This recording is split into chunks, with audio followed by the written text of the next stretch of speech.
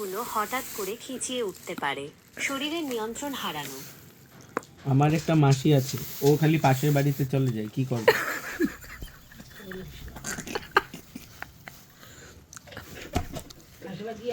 আপনার মাসি যে ক্রমাগত পাশের বাড়িতে চলে যাচ্ছেন সেটা শুনে আমি বুঝতে পারছি আপনি কতটা উদ্বিগ্ন। এই পরিস্থিতি কেন হচ্ছে তা বুঝতে পারলেই সমাধানের পথ খুঁজে পাওয়া যাবে। এর কারণ কি হতে পারে? একাকিত্ব। হয়তো তিনি একাকিত্ব বোধ করছেন এবং পাশের বাড়ির লোকজনের সাথে সময় কাটাতে পছন্দ করেন। সামাজিক যোগাযোগের প্রয়োজন।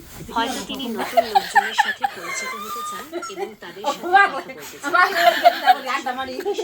করতে চাচ্ছেন।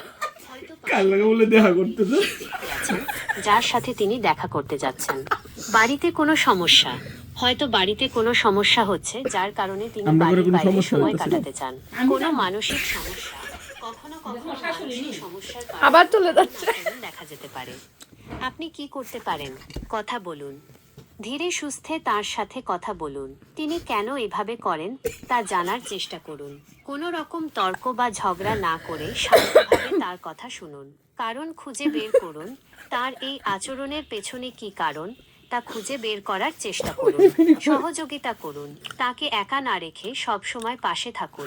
তার সাথে সময় কাটান। তার পছন্দের কাজগুলো একসাথে করুন। বাইরে বের হওয়ার ব্যবস্থা করুন। তাকে বাইরে বের করে আনার চেষ্টা করুন।